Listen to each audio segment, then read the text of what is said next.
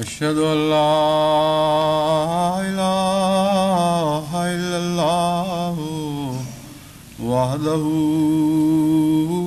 لا شريك له وأشهد أن محمدا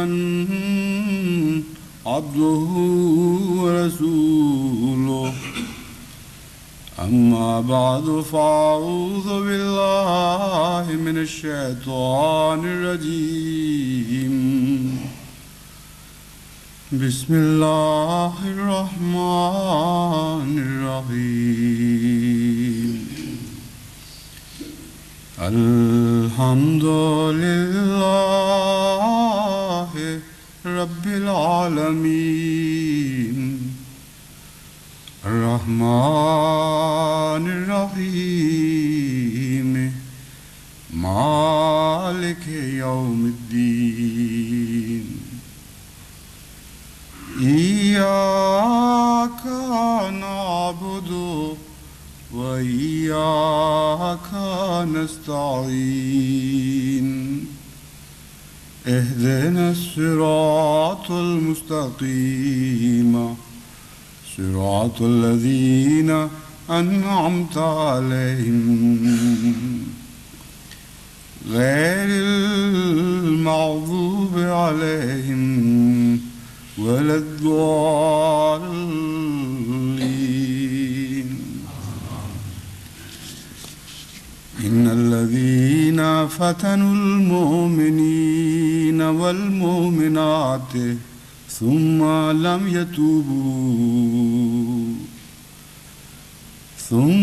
لم يتوبوا فلهم عذاب جهنم ولهم عذاب الحريق إن الذين آمنوا وعملوا الصالحات لهم جنات تجري من تحتها الأنهار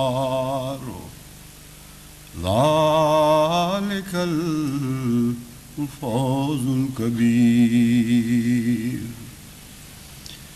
إن بطش ربك لشديد إنه هو يبدئ ويعيد وهو الغفور الودود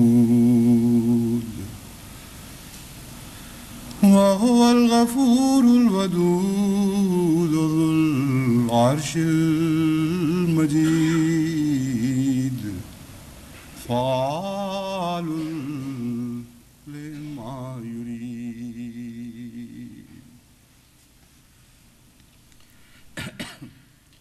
Quelques jours auparavant, l'on a organisé une conférence au nom du Khatm Dawout,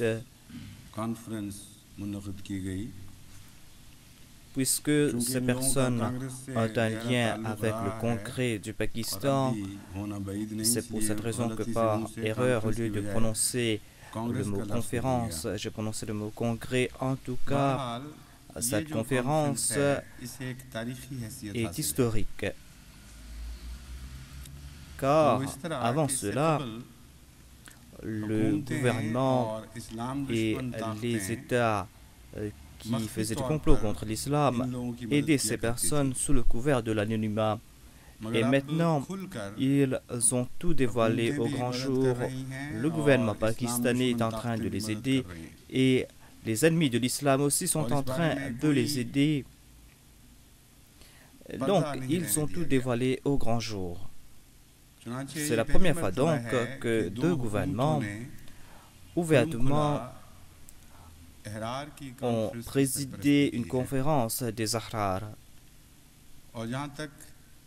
En ce qui concerne cet État chrétien sur le sol duquel on a organisé cette conférence, malgré le fait que ces conférenciers ont enfreint les lois du pays et qu'ils ont incité au meurtre, ils n'ont pas tout simplement incité à la violence, mais ils ont pris le nom d'un chef religieux et ils ont déclaré qu'il faut l'assassiner et ils ont incité la masse au meurtre.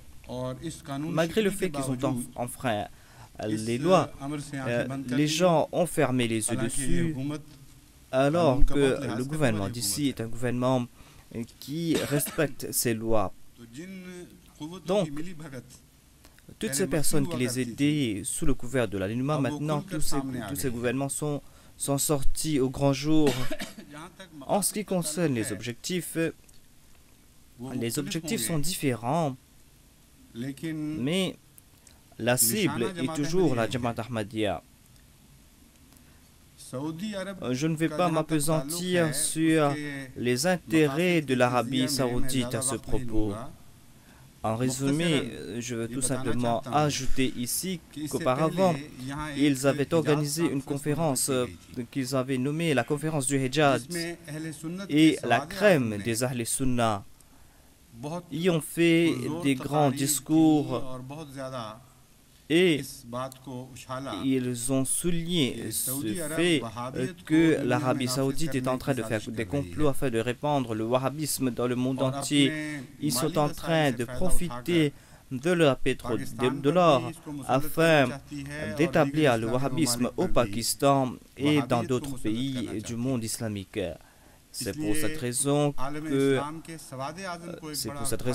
le monde musulman fait face à un grand danger si les Ahl Sunnah ne se réveillent pas et s'ils n'arrivent pas à renverser la vapeur, alors l'on risque de tout perdre. Voilà donc le résumé de leur discours. Leur langage était dénué de toute civilité, mais le sujet était le même. Donc, afin de faire disparaître l'effet de cette conférence, ils ont décidé d'organiser une conférence, c'est-à-dire de tourner l'attention des musulmans non-ahmadis vers l'ahmadiyyat. Et ils voulaient tout simplement inciter les musulmans non-ahmadis contre les ahmadis. Si les ulémas sunnites participèrent dans cette conférence,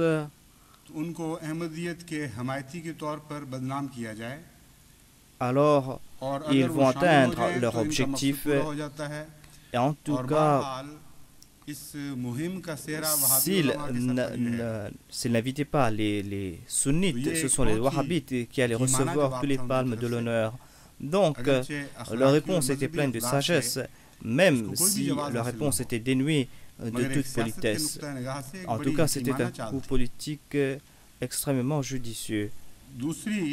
Ensuite, une autre raison est qu'au Pakistan, l'on est en train de faire des grandes dépenses afin de répandre le wahhabisme. Auparavant, au nom de la Jamaat islami, on a essayé de répandre le wahhabisme. Une organisation politique était parée d'un manteau religieux, et en tout cas, cette Jamaat était tout le temps entre les mains des wahhabites et des déoband. Et maintenant, ils se sont rapprochés de la Majlis Ahrar et ils ont ouvert un nouveau chapitre avec le Majlis Ahrar. En tout cas, c'est le général Zia qui a rattaché les Ahraris avec les Saoudiens. En tout cas, auparavant, les Saoudiens étaient inamicaux avec les Ahrar. Mais en tout cas, maintenant, l'on voit le rapprochement et le gouvernement d'aujourd'hui est en train de profiter de cette alliance. Car d'une part, ils sont en train de recevoir de l'argent et ils sont en train d'utiliser cet argent afin d'asseoir leurs assises. Ils disent qu'ils sont en train de servir l'islam et ils disent que l'islam doit être servi par l'armée. Et ils disent qu'à travers l'armée, ils sont en train de défendre l'islam. C'est pour cette raison qu'ils ont le droit de rester là. Donc, les deux gouvernements sont en train de se renforcer les uns les autres avec ce plan. En ce qui concerne le président du Pakistan, ce président a envoyé son message pour cette conférence et il a forcé l'ambassadeur d'être présent pour la conférence. Je ne sais pas s'il a fait un discours, en tout cas, il a donné l'ordre à l'ambassadeur d'être présent pour pour la conférence. En tout cas, on a donné une importance extraordinaire à cette conférence. Pourquoi cela? Ce qui s'est passé au Pakistan s'est passé, mais l'on sait que depuis quelques mois, il y a un silence de la part du président. Ils ont pris des mesures de le passer, certes, et ils ont mis ces lois en application. Donc, ils n'ont pas arrêté l'application de la loi, mais le gouvernement et le président étaient silencieux.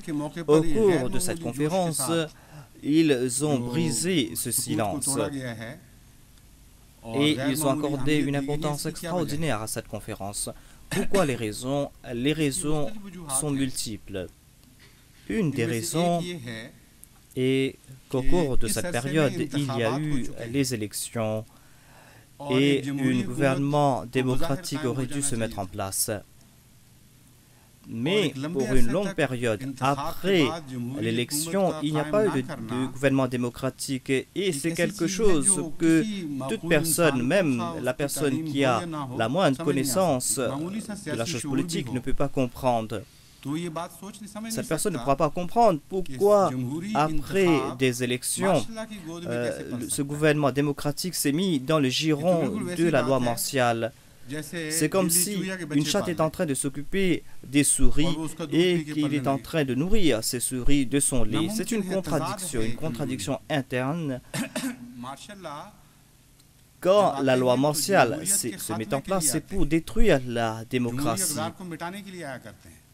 La démocratie ne peut fleurir sur la loi martiale. Et quand la démocratie se met en place, la loi martiale disparaît. Donc c'est une contradiction et c'est pour cette raison qu'il voulait détourner les regards dans l'autre direction et pour cela ils se sont tournés vers la Jamaat Ahmadiyya qui est considérée comme la Jamaat la plus faible dans le monde entier. C'est pour cette raison que de nouveau ils se sont tournés vers l'oppression de la Jamaat Ahmadiyya. Oppresser les Ahmadis ailleurs sur un autre terrain a ses raisons. Cette conférence n'avait pas pour but d'enflammer les esprits et afin de diluer l'importance de la conférence organisée ailleurs. Mais ils ont des buts et ce but c'est d'enflammer les esprits sur d'autres terrains. Il y a un but et il y a un objectif pour cela. Il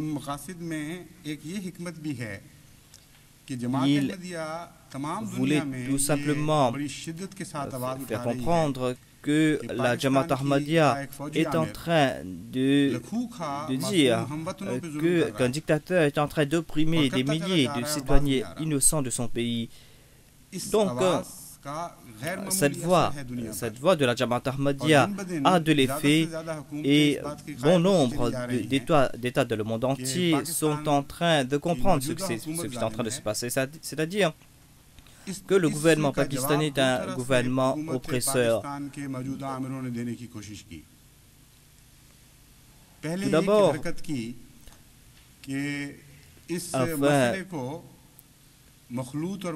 d'abord, ils ont essayé d'étouffer cette voix, la voix de la Jamaat Ahmadiyya, et ils ont essayé d'influencer les Pakistanais vivant à l'étranger en disant que l'Ahmadiyyat s'est soulevé contre le Pakistan, que l'Ahmadiyyat est en train de diffamer le Pakistan.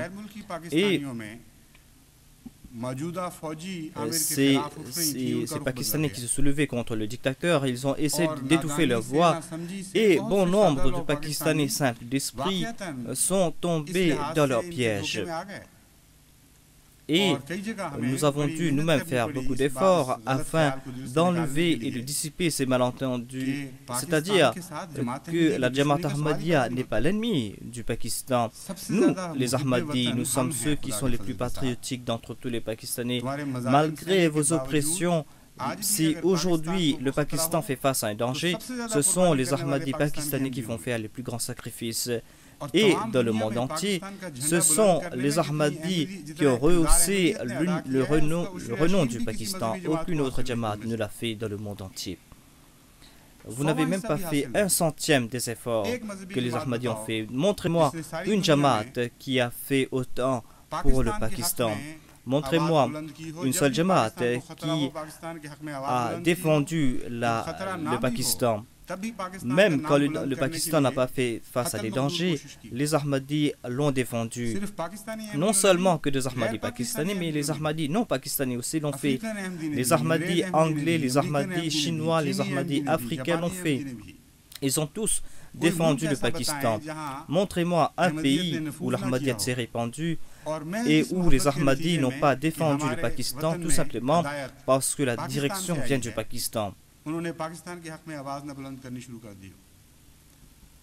Donc c'est une monstruosité.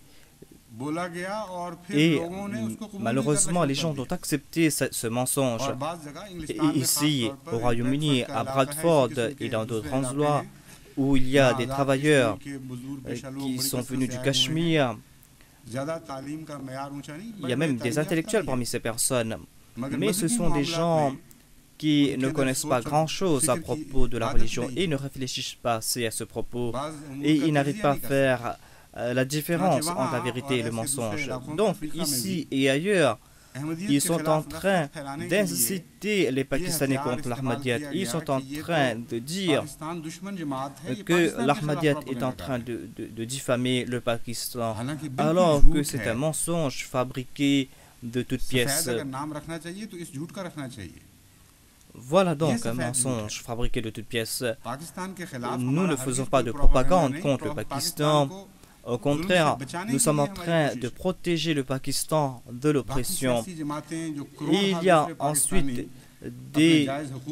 d'autres Pakistanais qui sont opprimés. Quand ils élèvent leur voix, est-ce qu'ils sont en train de diffamer le Pakistan? Le fait d'imposer la loi martiale sur la démocratie nous fait comprendre que la liberté de conscience n'existe plus là-bas. Les nobles du Pakistan ont choisi leurs représentants. Et maintenant, ceux qui sont élus n'ont pas le droit de protéger le pays et ils n'ont pas le droit de protéger l'islam non plus. Et maintenant, pour protéger l'islam, ils ont confié cette tâche à des soldats, les soldats dont les parents étaient les traîtres de l'islam. Et l'on est sûr et certain qu'ils vont eux-mêmes déraciner l'islam. Quelle est cette logique?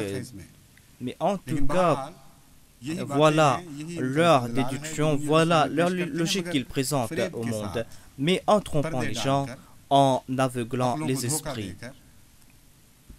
Et ils sont en train de dire que l'islam fait face à un grand danger face à l'Ahmadiyat.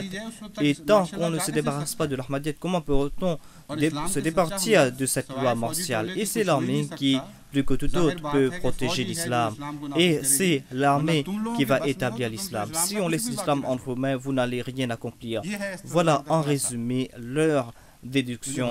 Quand ils répandent cette propagande à l'étranger, certaines personnes en sont influencées, mais il y a une différence, c'est qu'ici, nous avons le droit de parler, et dans tout autre pays du monde, nous avons le droit de parler, et nous donnons les réponses, et nous les faisons comprendre.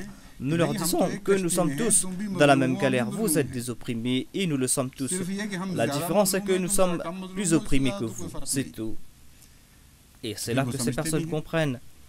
Donc, je voulais avertir la Jamaat, c'est-à-dire qu'après avoir compris cette propagande, aucun Ahmadi ne doit dire ou prononcer des paroles inappropriées afin de renforcer leur propagande. Nous devons dire ouvertement que nous ne sommes pas les ennemis du Pakistan. Aucun Ahmadi ne peut imaginer cela. Au contraire, nous sommes les citoyens les plus fidèles du Pakistan, par la grâce d'Allah. Et la preuve, c'est que le gouvernement du Pakistan est en train de nous opprimer, mais malgré cela, nous sommes toujours fidèles envers le Pakistan. Nous sommes en train de lever notre voix contre l'oppression sainte, cette oppression qui est en train de diffamer le Pakistan dans le monde entier. Et à travers cette oppression, ils sont en train de diffamer l'islam parce qu'en prenant le nom de l'islam, ils sont en train de diffamer l'islam. En tout cas, voilà leur objectif et les moyens qu'ils ont adoptés. Mais maintenant, ils ont un autre complot et nous recevons les vents de ce complot de ces ulémas qui ont leurs entrées dans la cour des grands. Ces personnes n'arrivent pas à digérer les paroles qu'ils entendent. Ils vont à l'extérieur et disent que nous sommes des grands corps, nous avons nos entrées dans la cour des grands nous-mêmes. Et avec confidence, ils nous présentent les complots qui sont en train d'ourdir là-bas dans ces cours. Et nous en profitons, certes. Le complot est qu'à l'étranger, ils veulent jeter le désarroi dans l'esprit des musulmans. Ils veulent jeter le désarroi à tel point qu'en retour, les musulmans commencent à tuer les Ahmadis. Et quand le meurtre va débuter là-bas, ils vont dire que vous disiez qu'il y a des oppressions dans votre pays, mais l'oppression se présente aussi dans votre pays. Et personne ne pourra dire que ce sont eux les oppresseurs. Ils vont dire que vous avez souillé le pays. Vous avez souillé votre pays, vous avez souillé votre patrie, maintenant vous voulez souiller notre pays. Donc le monde va voir que les Ahmadis sont les marzoubs, là où ils vont, ils incitent les autres à la violence. Et là où ils vont, ils incitent aux autres au meurtre. Alors le Pakistan est sans ressources, car tous se sont ligués contre les Ahmadis. Donc ils veulent mettre tous les autres dans le même panier. Ils veulent que les autres aussi se départissent de leurs vêtements de taqwa. Voilà donc le complot qu'ils ont organisé. En tout cas, j'avertis la Jamaat, car auparavant, au cours d'un sermon, j'ai dit que les Ahmadis doivent prendre les mesures appropriées pour leur défense personnelle. Ce sont les droits qu'Allah vous a octroyés. Mais j'avertis les Ahmadis quand même qu'ils n'ont pas le droit de répondre par des langages vulgaires, ils n'ont pas le droit de répondre à l'oppression par de l'oppression, ils n'ont pas le droit de répondre aux paroles vulgaires par des paroles vulgaires. Vous avez des qualités nobles. Vous avez des qualités nobles et vous êtes en train de protéger les qualités d'un peuple vivant. Ne laissez pas tomber votre niveau. Marchez la tête haute. Là où on est en train de vous opprimer, marchez la tête haute. Et là où vous avez le droit de marcher la tête haute, marchez la tête haute. Vous ne devez pas baisser votre tête. Donc, tout le temps, votre tête doit être haute. On est en train de baisser par force la tête d'un opprimé. Mais si la tête de ses qualités sont hautes, s'il possède des qualités nobles, ce sera lui qui sera considéré comme le plus honoré. Donc, vous ne devez pas accepter aucune défaite dans ce domaine. Protégez vos qualités nobles. Et en étant à l'intérieur de ces qualités, vous devez répondre à ces attaques et vous devez créer des résultats contraires à ces attaques. C'est pour cette raison que je souligne l'importance d'établir, quand les autres disent qu'il faut prendre les armes, notre réponse à nous, est-ce que nous devons prendre les armes nous aussi? Le Saint-Coran ne nous donne pas la permission. Tant qu'il n'y a pas de permission, il ne sera pas question de prendre des armes. Et je suis sûr et certain qu'Allah ne va pas nous donner cette permission durant cette période. C'est pour cette raison que sans permission divine, l'on n'aura pas le droit de prendre des armes contre l'oppression. Tant que le Saint-Coran n'a pas prononcé ces paroles, Udhina lilladhina yuqataluna biannahum zulimu, tant que ces versets n'ont pas été révélés, les musulmans opprimés n'ont pas eu le droit de prendre les armes. Pendant 13 ans, ils ont fait face à une oppression âpre, mais jamais le saint prophète Mohammed lui n'a donné la permission aux musulmans de prendre des armes. En ce qui concerne la Jamaat Ahmadiyya, vous ne devez pas imaginer qu'aujourd'hui, nous, on va prendre des armes contre les Ahmadis. C'est inconcevable. Si on devait recevoir une telle permission, on n'aurait pas qualifié cette période de la période du Messie. Le Messie, promis alayhi salam, a reçu ce titre de Messie car Allah voulait faire comprendre qu'il n'était pas venu pour 2 ou 3 générations. Mais il a déclaré que même si vous devez être opprimé pendant des siècles et des siècles, vous devez être opprimé sans répondre par des armes. Et vous devez répondre par le pardon. Vous ne devez pas répondre par des pierres et des briques. La légitime défense est quelque chose de différent. Si on vous attaque personnellement, vous avez le droit de vous défendre. Tout État du monde entier vous donne la permission de vous défendre. Vous avez le droit à la légitime défense. Mais vous n'avez pas le droit de vous battre en tant que peuple tout entier. Voilà ce que je vous fais comprendre ici. Donc, par le truchement du tablir, nous devons nous venger. On est en train de trancher une de nos têtes. Nous ne devons pas nous trancher leur tête. Nous devons les accepter avec amour. Et nous devons diminuer leur nombre et augmenter nos nombres à nous. Ils sont en train de diminuer les Ahmadis en tuant un Ahmadi. Mais vous transformez des milliers de non-Ahmadis en non-Ahmadis. Voilà comment le saint prophète Mohammed s'est vengé d'Abu Jahal.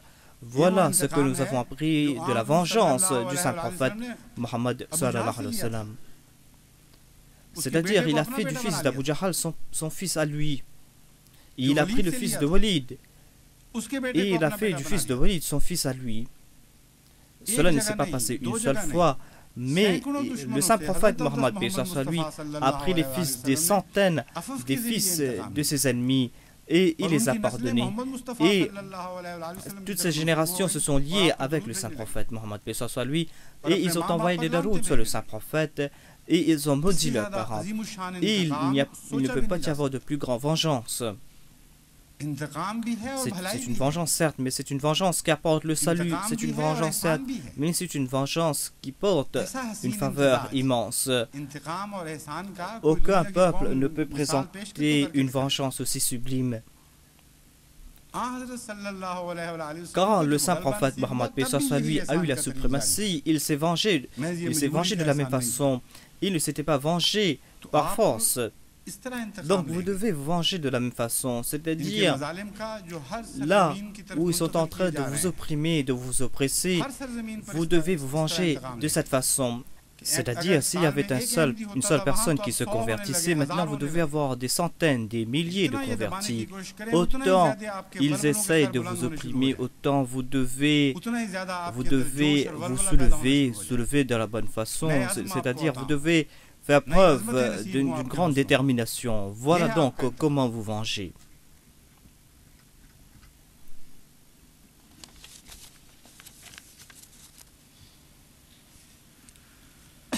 Maintenant, je vais vous informer d'une nouvelle très triste, une nouvelle qui m'a profondément attristé, mais comme je l'ai mentionné auparavant, dans cette tristesse, il y a une part d'honneur qui vient de la part d'Allah, il y a une forme de faveur qui vient de la part d'Allah.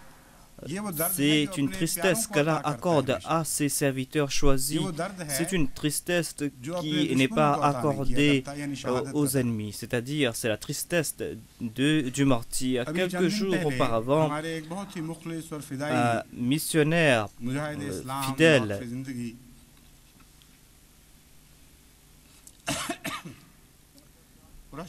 Qureshi Mohammed Aslam Saheb a été assassiné. Certains tueurs à gages donc l'ont assassiné. Il travaillait à Trinidad, dans les Antilles, et certains tueurs à gages l'ont suivi et il était parti pour un programme quelconque. Au retour, ces personnes l'ont entouré, ont entouré sa voiture et l'ont fait sortir de la voiture et ils ont tué à bout portant. Ensuite, quand ils étaient sûrs et certains qu'il était mort, ils ont quitté son cadavre sur place. Ce sont des choses qui se passent là-bas au Trinidad. En ce qui concerne la Jamaat Ahmadiyya, moi je crois qu'il ne faut pas faire des spéculations. En tout cas, la base est la même.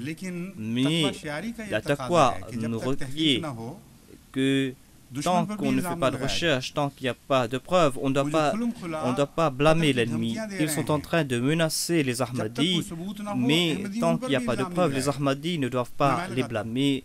Ni moi, j'ai le droit de les blâmer. Moi, je vous ai déjà informé ce que vous avez à faire.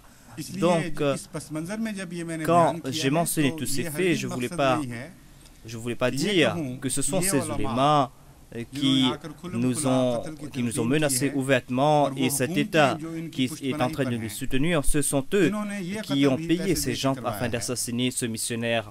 Mais je voulais tout simplement dire qu'après tout cela, malgré tout cela, vous ne devez pas les blâmer, vous ne devez pas avoir des soupçons, vous devez laisser le gouvernement faire son enquête. Il se peut que d'autres personnes sont derrière tout cela. Donc, c'est pour cette raison que je ne suis pas en train de mentionner tout cela pour que vous fassiez des spéculations. Je voulais tout simplement mentionner cela afin que vous priez pour ce martyr et pour sa famille et afin que vous laissiez la vengeance entre les mains d'Allah. En fait, quand nous commençons à blâmer les gens sans aucune recherche, sans aucune enquête, nous allons prendre les choses entre nos mains et ensuite le décret d'Allah va s'écarter de nous. Si nous laissons la chose entre les mains d'Allah, alors ce sera la meilleure façon de nous venger, car Allah est tout puissant. Allah connaît l'invisible et le visible. Allah connaît tout complot, même le complot le plus caché. Il y a des personnes qui font des complots, mais Allah connaît les tréfonds de leur cœur et Allah est au courant de leur complot. Il y a des personnes qui ourdissent des complots aux ténèbres, dans les ténèbres. Il y a des personnes qui font des complots ouvertement, mais Allah connaît tout. Allah connaît tous les complots. C'est pour cette raison que, d'une part, vous devez prier afin qu'Allah se venge. Et en ce qui nous concerne, nous allons nous venger de cette façon, c'est-à-dire que nous allons répondre au mal par le bien. Voilà les efforts que nous allons faire. À part cela, vous devez prier pour les Ahmadis qui sont en train de travailler pour la Jamaat, qu'Allah les protège tous. Et en ce qui concerne la Jamaat, nous devons prendre les mesures appropriées. La Jamaat doit prendre des mesures appropriées et tous les Ahmadis doivent être vigilants. Il n'y a pas de meilleure façon de se protéger, c'est-à-dire que tous individus de la Jamaat doivent être vigilants et il doit comprendre que c'est sa responsabilité que de protéger les autres. Donc, quand toute la Jamaat sera vigilante,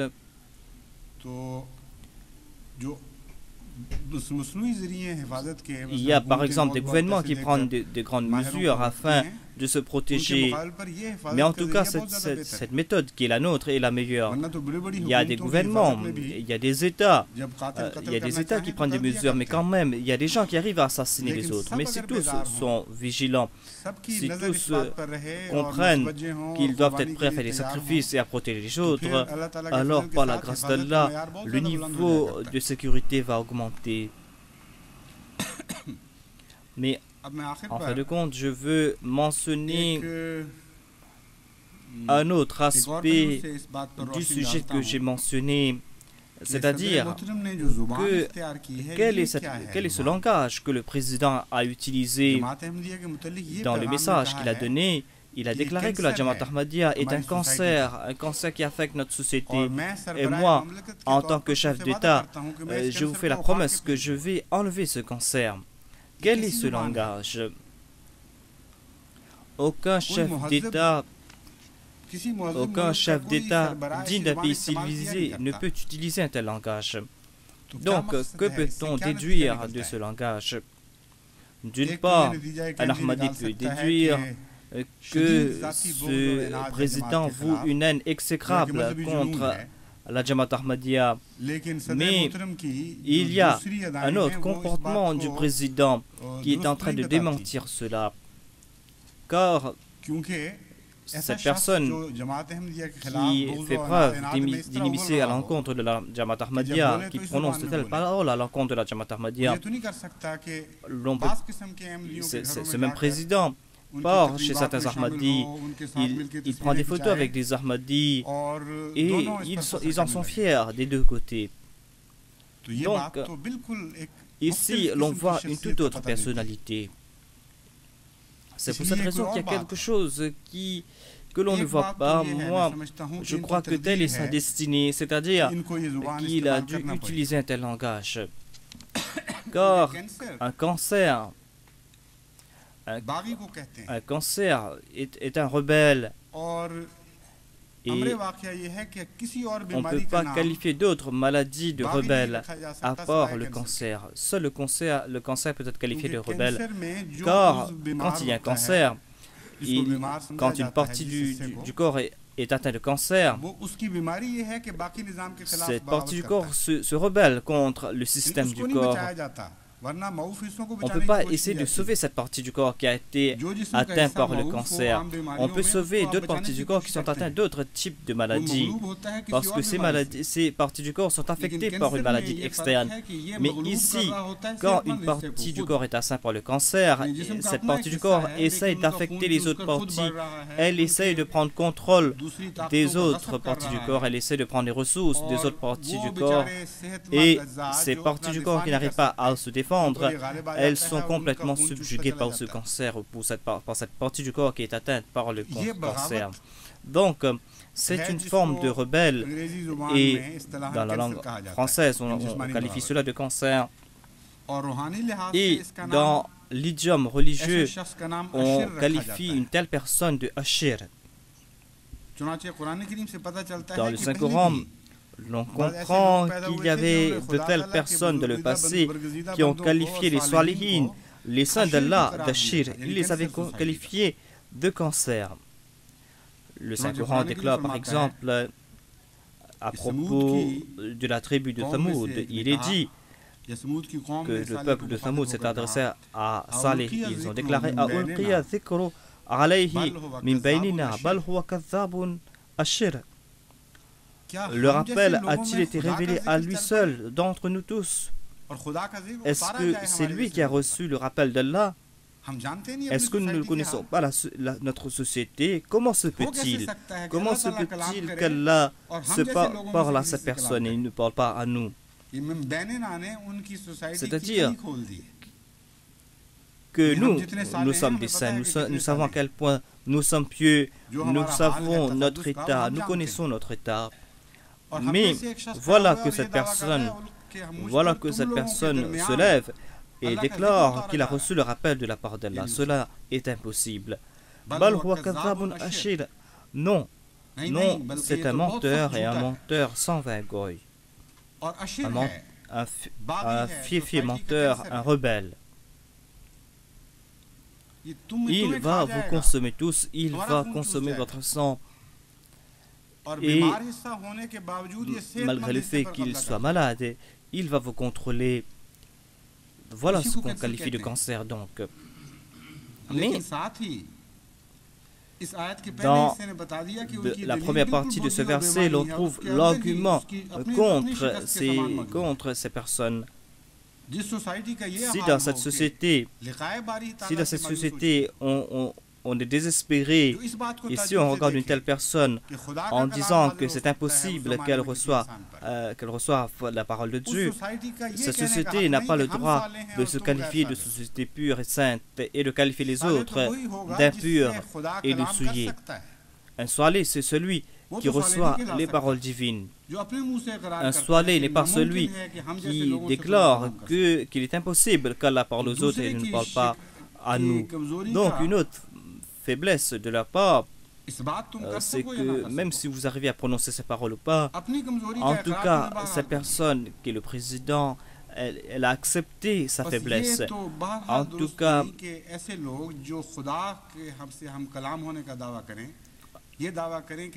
ces personnes, quand on qualifie ces personnes de ashir, c'est-à-dire un rebelle qui essaie de contrôler les autres,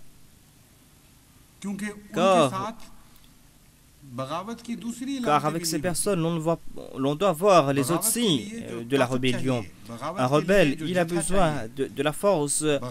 Un rebelle, il a besoin d'autres moyens, des moyens physiques et matériels. Mais regardez-nous, ces personnes qui viennent de la part de Dieu, ces personnes qui disent qu'ils reçoivent des révélations de Dieu, on ne peut pas alléguer qu'ils sont des ashir, c'est-à-dire qu'ils sont des rebelles. Mais la personne qui fait de telles calomnies, si cette personne analyse sa situation propre, elle va comprendre que cet exemple s'applique à elle. C'est-à-dire une partie du corps veut contrer l'autre partie du corps, quand cette partie est faible.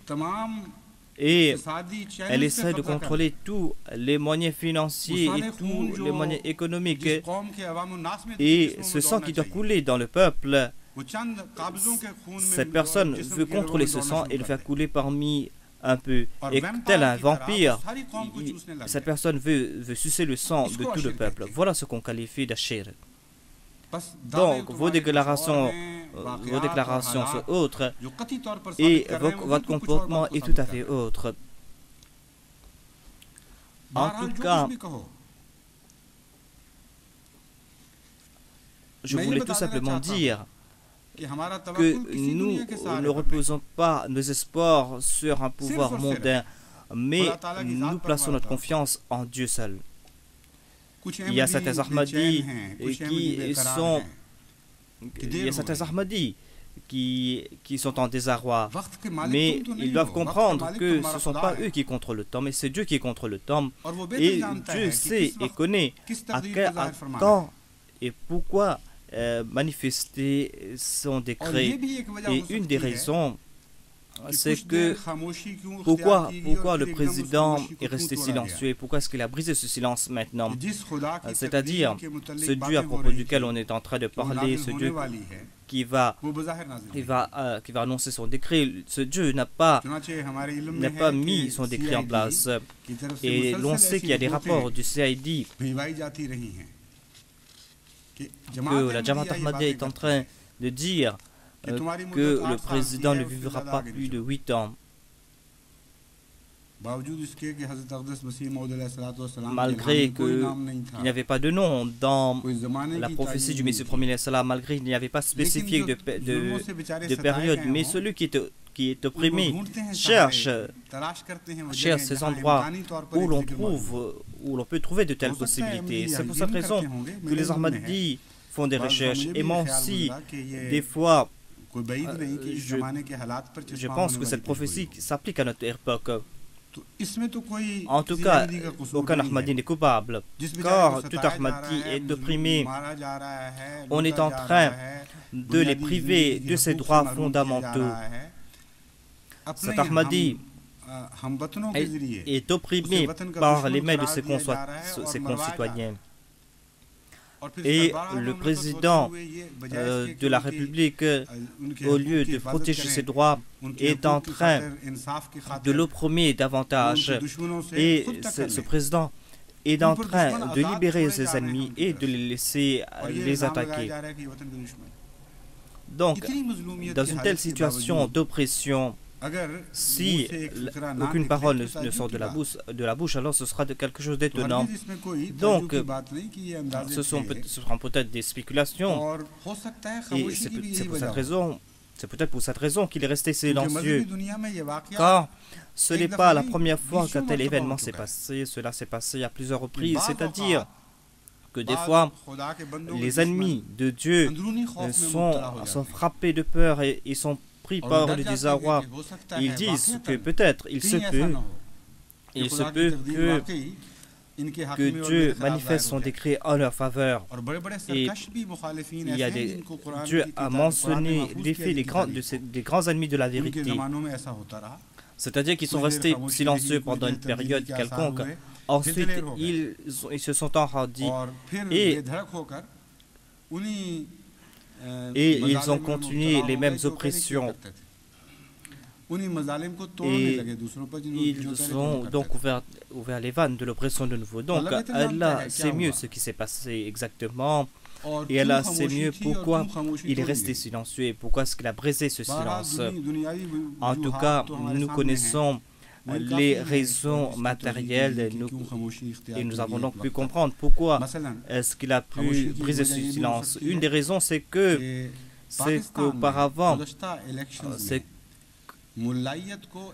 qu'auparavant, ou au cours des élections passées, les mollahs furent vaincus complètement. Il y avait eu un séisme dans le gouvernement à cause de cette défaite. Dans le passé, les mollahs ne furent jamais autant adulés par un gouvernement. Pendant les 8 ans passés, ils ont nourri ces mollahs. Mais après les élections générales, cette élection qui s'est passée sous la loi martiale, ce gouvernement a aidé ces mollahs rigoristes et ils avaient l'espoir que partout dans le pays tout entier, au Punjab, au Baloutchistan, là où il y a les mollahs les plus rigoristes, ce sont eux qui vont avoir le dessus. Mais ces mollahs les plus rigoristes ont été vaincus et ils ont tous été bouche bée car la défaite était cinglante. Donc voilà pourquoi il était silencieux. Mais quelles que soient les raisons, Allah sait pourquoi il était silencieux et Allah sait pourquoi est-ce qu'il a brisé le silence. Mais nous savons que dans les versets que j'ai cités, Allah déclare Inna alladhina fatanul mu'minina wal mu'minati thumma lam yatubu falahum adhabu jahannama wa lahum adhabun hariq. C'est-à-dire ceux qui persécutent les croyants et les croyantes mais qui ne s'en répandent pas.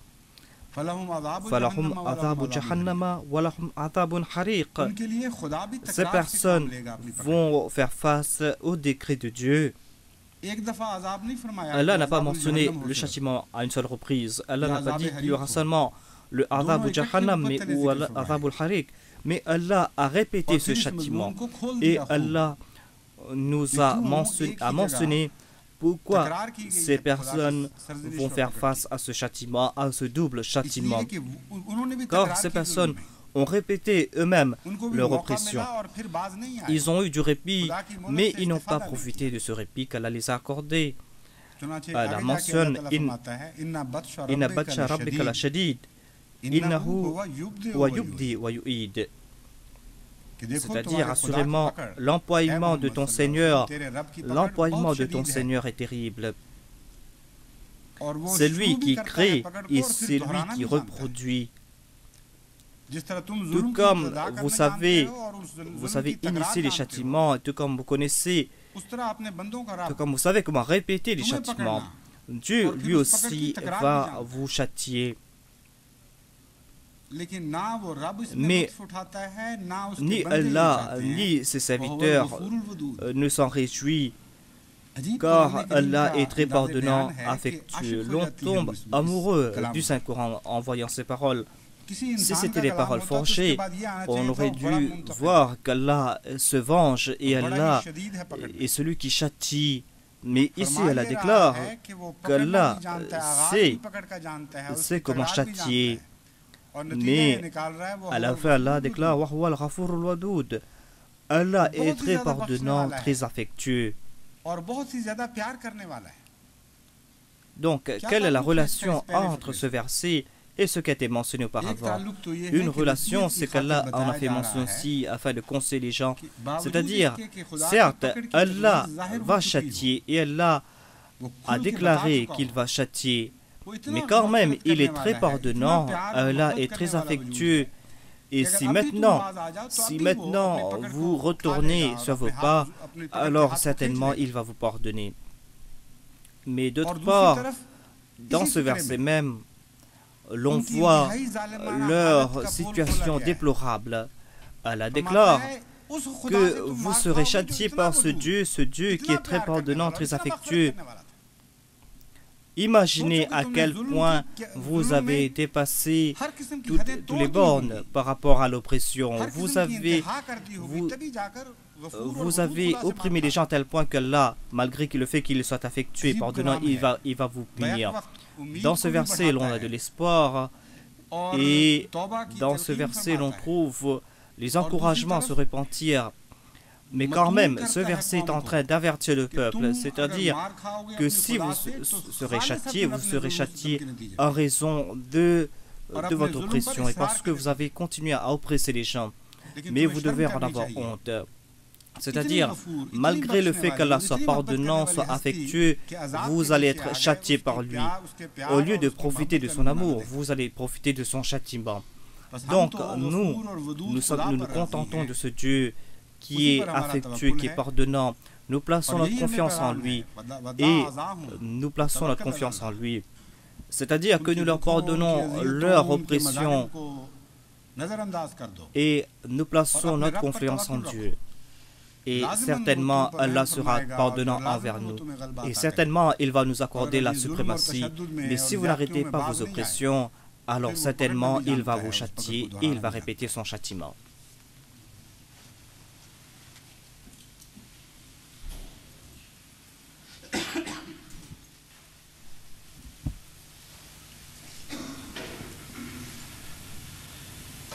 Alhamdulillah, nahmaduhu wa nasta'inuhu wa nastaghfiruhu wa nu'minu bihi wa natawakkalu alayhi wa na'udhu billahi min shururi anfusina wa min sayyiati a'malina.